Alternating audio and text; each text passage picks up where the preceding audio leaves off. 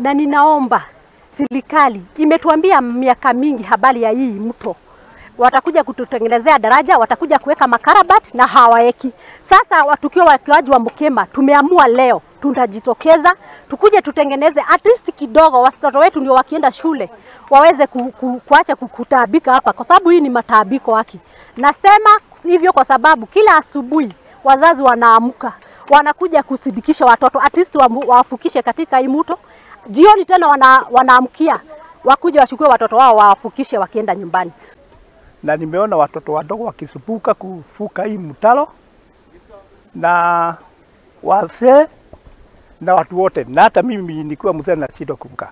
Sasa tulikuwa tumepatiwa hapa karavati 3 na mwanasiasa mmoja, lakini kutoka kati ya miaka 10 naisha hakuna kitu imefanyika. Nikaunganisha vijana na wazee tukuje tutengeneze hapa, tuone vile tukaona tuchibe shimo hapa, tuweke hii makaravati hapa iingie hapa, tuone kama hii shida yote yetu ya hapa itaisha. Na kama kuna watu wa well wishers wanaweza kutusaidia, tunawakaribisha sana wakuja. So tunaamua tukiwa wakaaji wa Mukema tutashikana tutengeneze padi tutaweza, na tunaomba wafadhili, serikali ya county, serikali kuu iingilie hii kati. Hii ni jango katika hii shule, hii ni jango katika hii kijiji yetu, sababu tunaona vyenye watu wanaendelea, wanafanyiwa mabalabala zao, wanafanyiwa makarabati yao, madaraja, lakini sisi wenye wakaaji wa Mukema hatuna mtu wa kutushughulikia.